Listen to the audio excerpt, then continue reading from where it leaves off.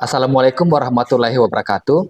Om Swastiastu. Om Swastiastu. Perkenalkan, nama saya Wen Suartika, CGP Angkatan 10, Kabupaten Kolaka, Provinsi Sulawesi Tenggara. Kali ini saya tidak sendiri, di sini saya ditemani oleh Bapak Made Sudika, yang merupakan rekan saya. Beliau adalah guru mata pelajaran Bahasa Indonesia di SMK Negeri 8 Kolaka. Ya, selamat pagi Pak Made, bagaimana Selamat kabar? pagi Pak Wayan, kabar baik. Ya, Bapak syukurlah. bagaimana kabar? Ya, baik Pak Made. Nah, jadi Pak Made, pada kesempatan hari ini saya mohon maaf sebelumnya karena telah menyita waktunya Pak Made untuk berdiskusi sebentar ya. Tidak apa-apa Pak. Ya, kemudian hari ini kita akan melakukan percakapan terkait praobservasi ya Pak, yang akan Bapak lakukan di dalam kelas atau sebelum saya melakukan proses supervisi kelas. Nah, adapun tujuan yang dilakukan saat supervisi adalah untuk mengetahui dan mengevaluasi jalannya proses pembelajaran yang akan Bapak lakukan nantinya. Ya, jadi di sini ada beberapa pertanyaan barangkali yang akan menjadi perbincangan kita kali ini. Nah, terkait kegiatan Pak Made nanti, itu tujuan dari pembelajaran yang ingin dicapai itu seperti apa, Pak? Baik, terima kasih Pak Wayan. Untuk tujuan pembelajaran yang akan dicapai pada sesi observasi nanti, yang pertama ada mengidentifikasi. Ya. Siswa diharapkan mampu untuk mengidentifikasi isi, struktur, dan kaidah kebahasaan teks ceramah dengan tepat. Kemudian yang kedua itu adalah menentukan aspek-aspek yang disunting dalam teks ceramah, lalu menyampaikan hasil suntingan teks ceramah dengan penguasaan materi, vokal, gestur, ekspresi, dan intonasi yang benar. Baik, Pak. Jadi di sini kan tujuan dari pembelajaran yang ingin dicapai adalah mengidentifikasi atau siswa mampu mengidentifikasi isi dan struktur atau kaidah kebahasaan teks ceramah dengan tepat. Betul sekali, Pak. Nah, kemudian untuk berjalannya proses dengan baik agar hasil yang dicapai itu sesuai dengan harapan kita, tentu Bapak mempersiapkan yang namanya strategi atau rancangan kegiatan. Nah, kira-kira bisa Pak dijelaskan terkait rancangan atau strategi yang Bapak sudah siapkan? Baik, strategi yang saya siapkan dalam pembelajaran ini adalah saya akan menerapkan pembelajaran berdiferensiasi, Pak, yang tentunya nanti akan disisipkan juga kompetensi sosial emosional. Kemudian saya akan menggunakan metode pembelajaran itu problem basic, metodenya adalah diskusi. Diskusinya adalah bagaimana siswa menyelesaikan setiap permasalahan yang diberikan melalui penugasan. Kemudian model pembelajarannya adalah model pembelajaran PBL, yaitu problem based learning. Seperti itu, Pak. Ya, jadi dari segi strategi dan rancangan di sini yang bisa saya petik adalah tentang kegiatan atau strategi berdiferensiasi, Pak ya. Betul, Pak. Terintegrasi sosial emosional serta model PBL dengan menerapkan metode diskusi. Nah, kemudian Pak, untuk rancangan pengembangannya itu Pak, yang ingin dicapai bisa diuraikan barangkali. Untuk rancangan pengembangannya sendiri, yang ingin saya capai di sini adalah ada dua, Pak, pengetahuan dan keterampilan. Pada bagian pengetahuan, seperti saya katakan tadi, pada tujuan pembelajaran, itu ada mengidentifikasi isi dan struktur serta kaidah kebahasaan dari teks ceramah itu sendiri. Kemudian pada keterampilan, itu saya ingin siswa-siswa saya ini bagaimana caranya menyampaikan hasil dari suntingan teks ceramah. Kemudian mereka menyampaikan dengan cara bagaimana mereka menguasai materi, kemudian vokalnya seperti apa, gestur tubuhnya, ekspresi, dan intonasi dengan benar. Ya, sangat bagus sekali Pak. Jadi selain siswa itu kita berikan pemahaman secara umum, dari segi keterampilan juga memang perlu Pak ya untuk dilatih agar mereka terbiasa dalam kegiatan pembelajaran tersebut. Betul. Nah, kemudian Pak, untuk media yang Bapak sediakan, nah tentunya dalam proses pembelajaran itu kan kita memang perlu sebuah alat atau media agar siswa itu bisa lebih cepat memahami materi yang kita sampaikan. Kira-kira media yang disediakan itu apa Pak? Baik Pak, media yang saya siapkan nanti sepertinya akan ada PowerPoint, kemudian ada bahan ajar juga sebagai bahan literasi siswa nanti untuk melengkapi bahan bacaannya. Kemudian ada LKPD yang akan digunakan siswa dalam menyelesaikan semua permasalahan sesuai dengan minat, bakat, dan kemampuannya dalam menyelesaikan permasalahan. Jadi ada LKPD, bahan ajar, dan PowerPoint, Pak. Nah, kira-kira Pak, kapan Pak mau dilaksanakan pembelajaran dengan metode yang seperti Bapak jelaskan tadi?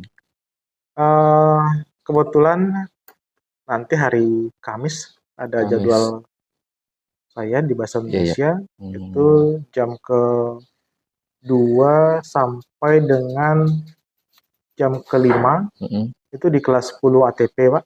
Nanti pada hari itu saya akan coba terapkan apa yang sudah saya sampaikan tadi, mulai dari tujuan pembelajaran sampai dengan strategi untuk pelaksanaannya di kelas.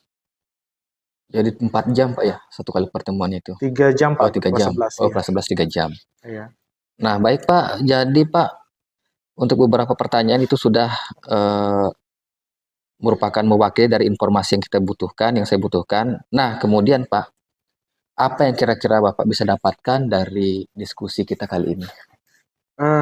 Baik Pak, yang saya dapatkan pada diskusi kali ini adalah yang tadinya sebelumnya saya belum tahu apa yang akan saya lakukan nanti ketika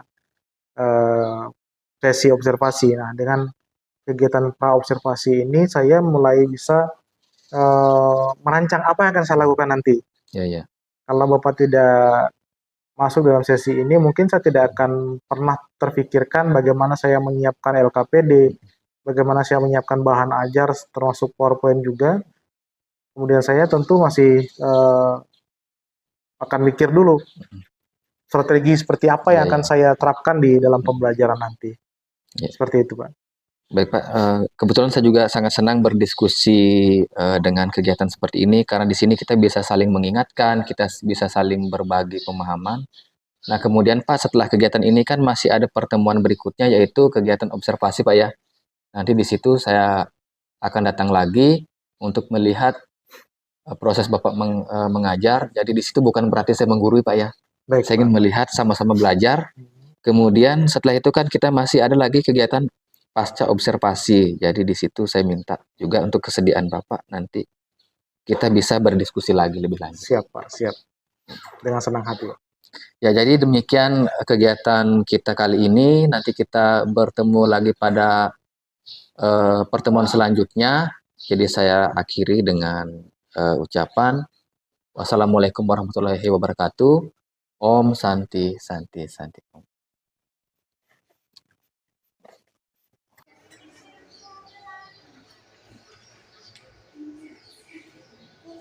Berdiri. Salam kepada Pak Guru. Selamat pagi, Pak. Sebelum kita belajar, mari kita berdoa sesuai dengan keyakinan kita masing-masing. Berdoa dimulai. Berdoa selesai. Baik. Bagaimana kabar semua? Baik. Ya, hari ini kita akan belajar tentang teks ceramah. Sebelum itu, saya memastikan dulu semua meja dalam keadaan bersih. Silakan dicek mejanya, laci-lacinya. Bersih? Sudah? Oke. Karena kalau sudah bersih, maka kalian semua pun akan nyaman untuk belajar. belajar tentang ceramah. Siapa yang sudah pernah mendengar ceramah? Siapa sudah pernah mendengar ceramah? Belum pernah dengar ceramah? Pernah. Di mana? Di masjid, di pura, di mana lagi? Di sekolah. Siapa yang ceramah di sekolah? Di rumah pernah diceramai? Siapa yang ceramai di rumah? Orang tua. Kenapa kan diceramai? Kenapa? Kenapa? Kenapa? Karena malas. Baik. Nah, oke. Satu orang silakan baca teks ceramah di atas. Dewi. Berdiri. Saudara-saudariku yang berbahagia, bukanlah bangsa yang besar jika kita tidak bisa menghormati para pahlawan yang telah gugur mendahului kita. Keberanian dan tekad mereka kita jadikan cermin pemandu yang dapat membimbing kita menuju kepada keutamaan amal dan menyemangati kita untuk berjuang dalam usaha membangun negara dan bangsa yang aman, tentram, dan sentosa. Akhirnya, marilah kita panjatkan doa semoga arwah para pahlawan kita diterima di sisi Allah dengan kemuliaan yang setinggi-tingginya. Kemudian, semoga kita dan anak cucu kita bisa mengambil suri teladan untuk diamalkan dalam membangun negara yang aman, sentosa, adil, dan makmur. Baik, itu tadi contoh ceramah sudah disampaikan oleh temanmu Dewi. Nah, tujuan pembelajaran kita hari ini adalah setelah mengikuti pembelajaran ini diharapkan siswa mampu mengidentifikasi isi dan struktur teks ceramah dengan tepat. Yang kedua adalah mengidentifikasi kaidah kebahasaan teks ceramah dengan tepat. Yang ketiga menentukan aspek-aspek yang disunting dalam teks ceramah dengan tepat. Yang terakhir adalah menyampaikan hasil suntingan teks ceramah dengan tepat. Selanjutnya, karena hari ini kita akan mengadakan pembelajaran ini dengan model discovery learning, yaitu berkelompok. Bagaimana kita berusaha untuk menyelesaikan peran secara berkelompok, maka Bapak akan bagi kalian menjadi 3 kelompok. Silakan bentuk kelompok sesuai dengan kelompok yang minggu lalu. Silakan.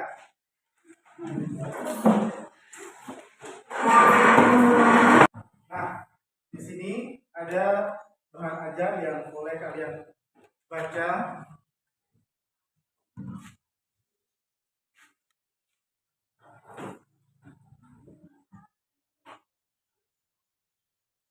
Bahan ajar ini silakan dibaca untuk melengkapi pembacaan kalian dalam berliterasi.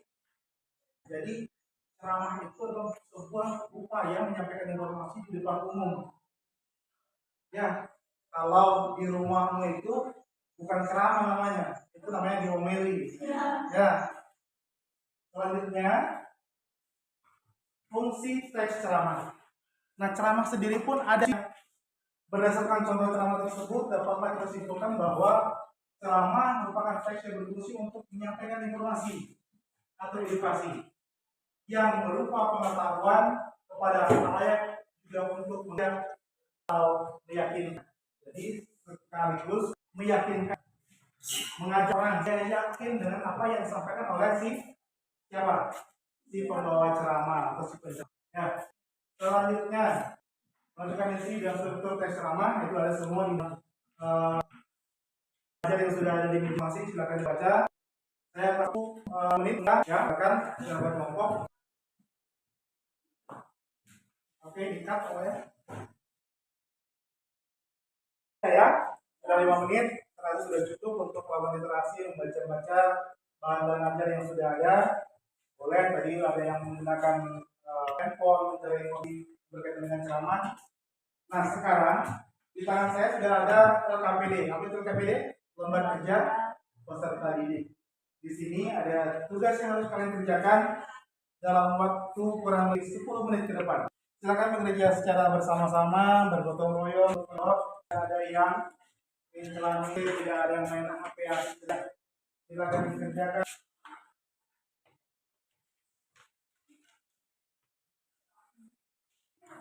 Oke, dikat ya.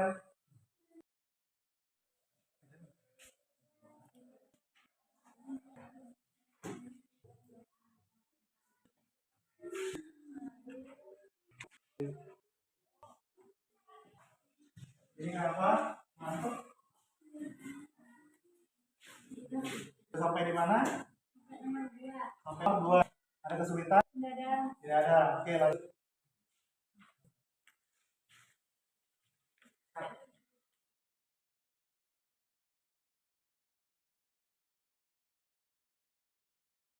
Buat ini dalam 3 soal.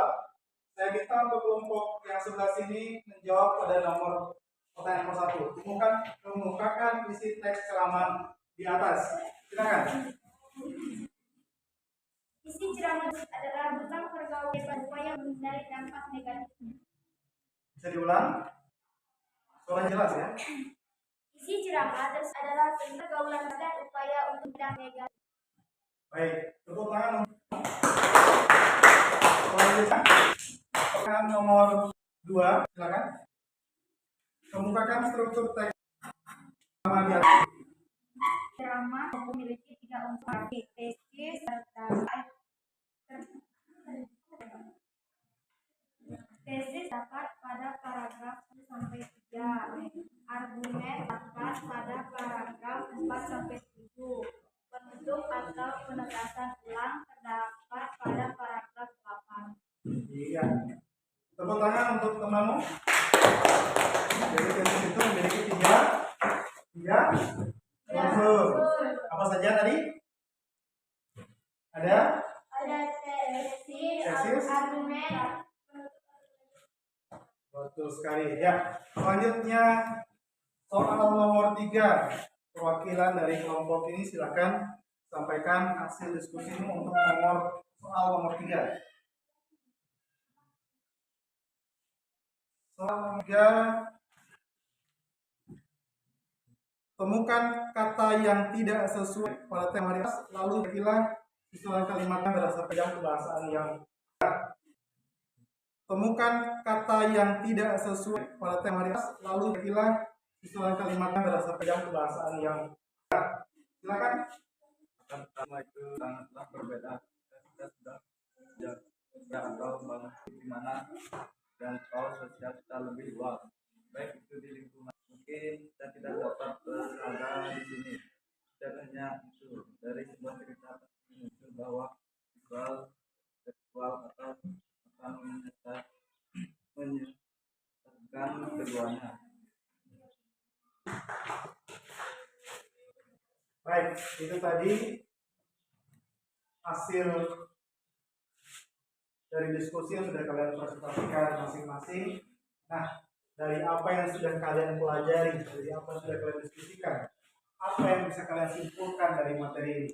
Satu orang, silakan. Yang memperhatikan contoh tersebut, dapatlah kita simpulkan bahwa yang dimaksud dengan ceramah adalah pembicaraan di depan umum yang berisi penyampaian satu informasi, pengetahuan, dan sebagainya. Yang menyampaikan adalah orang-orang yang menguasai di bidangnya, dan yang mendengarkan biasanya melibatkan banyak orang. Medianya bisa langsung ataupun melalui sarana komunikasi seperti televisi, radio, dan media lainnya. Ya, tepuk tangan untuk Dewi. Selanjutnya, ya, silakan. Berdasarkan contoh ceramah tersebut, dapatlah kita simpulkan bahwa ceramah merupakan teks yang berfungsi untuk menyampaikan informasi atau edukatif yang berupa pengetahuan kepada khalayak, juga untuk mengajak atau meyakinkan. Sampai di sini, siapa yang mau bertanya atau yang ada hal yang perlu dimengerti, silakan bertanya. Tidak ada pertanyaan? Baik. Untuk pertemuan minggu depan, di bagian LKPD di bagian belakang itu, di situ ada soal yang harus kalian kerjakan di rumah. Boleh kalian kerjakan secara berkelompok, boleh dikerjakan secara individu. Namun nanti hasilnya dikumpul secara individu. Ya.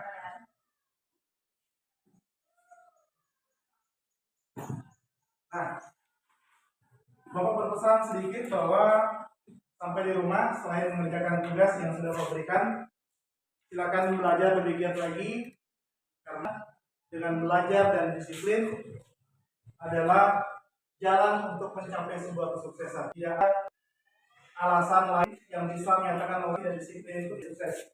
Ya. Ke depan memang kita akan belajar tentang kebahasaan teks ceramah. Ya, hari ini kita belajar tentang teks ceramah.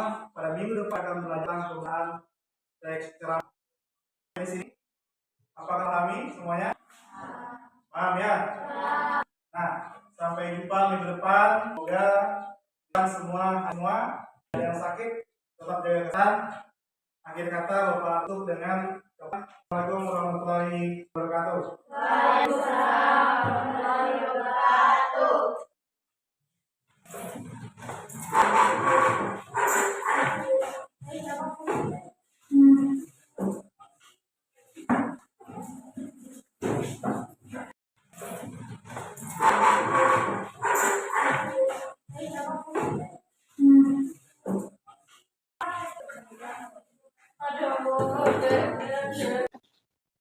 Assalamualaikum warahmatullahi wabarakatuh.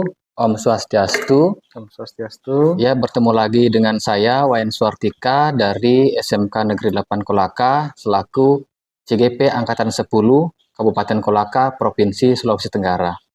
Nah, kali ini saya kembali lagi bersama Bapak Made Sudika. Di sini kita akan bercerita sedikit terkait dengan proses pembelajaran yang sudah berjalan kemarin. Jadi terima kasih banyak Pak Made sudah meluangkan waktunya. Sama-sama Pak Ya, Wayan. jadi bagaimana kabarnya Pak Made? Baik Pak. Ya. Jadi ini sudah merupakan pertemuan ketiga kita ya Pak Made. Betul. Semoga tidak bosan-bosan. Ya, kali ini mungkin ibaratnya untuk sementara dunia menjadi milik kita berdua dulu. Seperti itu kayaknya Pak. Ya. Jadi di sini Pak Made ada beberapa pertanyaan yang barangkali akan menjadi bahan diskusi kita kali ini terkait kegiatan observasi kemarin. Nah, menurut Pak Made, bagaimana pendapat Bapak setelah menyajikan pembelajaran kemarin? Baik Pak, terima kasih. Ya, setelah pembelajaran kemarin, yang saya rasakan adalah sempat ada perasaan ragu, cemas, kemudian tegang, karena kan kita tahu bahwa proses supervisi yang sebelumnya kita lakukan itu hanya sekedar sebagai apa ya, menunaikan kewajiban saja. Iya. Nah, sementara kali ini ya Bapak lakukan bagaimana betul-betul melakukan supervisi yang bertujuan untuk perbaikan. Yeah. Nah, tentu ini menjadi sebuah langkah yang sangat baik, sehingga tadi terus terang ada perasaan deg-degan juga Pak, seperti itu. Nah, kemudian Pak, dari hal yang sudah Bapak ceritakan tadi, kan dari perasaan itu ada deg-degan dan sebagainya. Kemudian, apakah Bapak bisa, kira-kira barangkali Bapak bisa menceritakan tentang tingkat kepuasan Bapak terhadap pembelajaran yang sudah dilaksanakan tersebut? Untuk tingkat kepuasan dari apa yang sudah dilakukan beberapa hari lalu, waktu observasi ya, kalau mau dibilang 100% belum sampai ya, karena menurut saya sih paling ini ya 75 sampai 80%, seperti itu. Nah, kemudian dari segi proses yang sudah dilalui itu, menurut Bapak apakah sudah sesuai dengan yang direncanakan? Ya, karena ini pencapaiannya baru sampai di 75 sampai 80%, maka menurut saya ini belum tercapai secara maksimal. Iya. Ya, seperti itu. Ya, artinya mungkin dari beberapa aspek mungkin ada yang sudah tercapai, Ya, kemudian dari segi lainnya mungkin ada yang memang masih perlu ditingkatkan, Pak ya. betul Pak. Ada Iya. yang sudah tercapai beberapa dan masih banyak lagi yang mesti ditingkatkan lagi. Iya, jadi artinya di sini masih belum bisa 100%. Kemudian pada saat kegiatan kemarin, apakah Bapak menemukan kesulitan? Kira-kira dari segi siswa itu kesulitannya seperti apa? Mungkin dari Bapak sendiri, apakah ada kesulitan yang memang secara pribadi Bapak alami pada saat kegiatan kemarin? Baik Pak, untuk kesulitan atau kendala sebenarnya inilah yang menyebabkan terjadinya 75 sampai 80% ini. Mm-mm. Jadi kendalanya adalah saya melihat masih ada beberapa anak yang memang belum fokus untuk Mm-mm. aktif dalam pembelajaran. Mereka cenderung pasif, bermain sendiri dan Mm-mm. tidak berbaur dengan teman satu kelompoknya. Seperti itu Pak. Mungkin dari segi kesulitan yang setelah Bapak jelaskan, barangkali untuk kedepannya ini, ya tentu kan kita harus mempunyai sebuah alternatif Pak ya, Betul. alternatif bagaimana untuk kedepannya bisa perlahan-lahan kesulitan ini bisa kita lalui sehingga bisa tercapai proses pembelajaran yang lebih baik. Nah, kalau menurut Bapak sendiri, kira-kira alternatif yang kedepannya bisa Bapak lakukan untuk mengatasi kesulitan-kesulitan yang sudah dilalui ini seperti apa Pak? Alternatif ya, jadi karena permasalahannya adalah anak-anak ini dia tidak bisa berbaur dengan teman satu kelompoknya, sehingga dia tidak bisa fokus juga mengikuti pembelajaran, mengerjakan tugas-tugas yang diberikan. Sepertinya kalau menurut pandangan saya, mereka ini salah, saya salah menempatkan anak-anak ini dalam kelompok. Sepertinya dengan hal seperti itu, saya harus melakukan diagnostik ulang Iya. terhadap anak-anak ini, mestinya dia berada di kelompok mana, berdasarkan peminatannya Iya. atau berdasarkan gaya belajarnya seperti apa. Jadi diagnostik ulang ini kayaknya penting untuk saya lakukan kembali agar anak-anak ini berada pada kelompok yang tepat, Iya, sehingga nanti ketika pembelajaran berikutnya mereka bisa mudah berbaur dengan teman-teman kelompoknya, sehingga apapun tugas yang diberikan mereka bisa fokus berdiskusi, fokus belajar, dan tujuan kita sebagai guru adalah berpihak pada murid itu bisa tercapai. Ya, terima kasih Pak atas penjelasannya. Jadi kan dari pengamatan saya pribadi pada saat kegiatan pembelajaran kemarin, kan sebelum kita melakukan observasi itu, kita sudah melakukan pasca observasi, dan menurut saya apa yang telah disampaikan pada saat pra-observasi itu sudah terlaksana pada saat observasi, walaupun di situ masih perlu ditingkatkan. Kemudian saya juga melihat bahwa untuk berjalannya proses, siswa juga sudah ada yang mulai aktif, seperti Bapak jelaskan tadi, ada yang masih pasif. Kemudian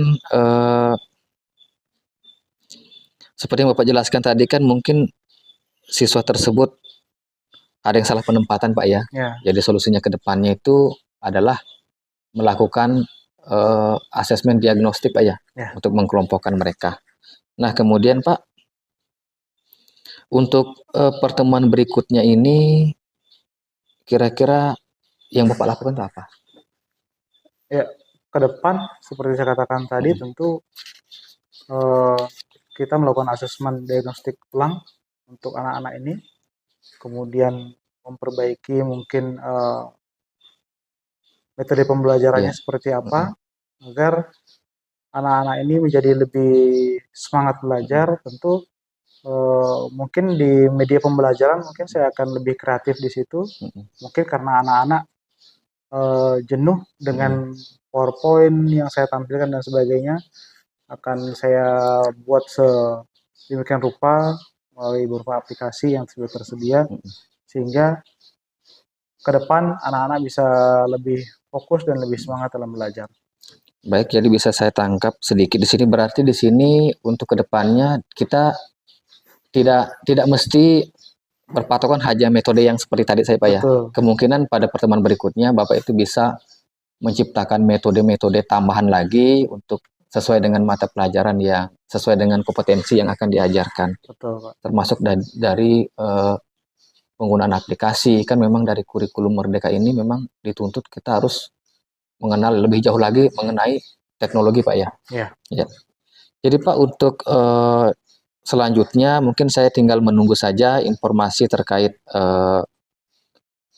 pelaksanaan tindak lanjut dari yang sudah dijelaskan, dan pada pertemuan berikutnya semoga kita masih bisa ada waktu luang Bapak untuk kita berdiskusi, dalam artian kita tidak hanya berdiskusi sebatas kegiatan ini saja, melainkan untuk kedepannya kita masih tetap hubungan atau silaturahmi berjalan dengan baik.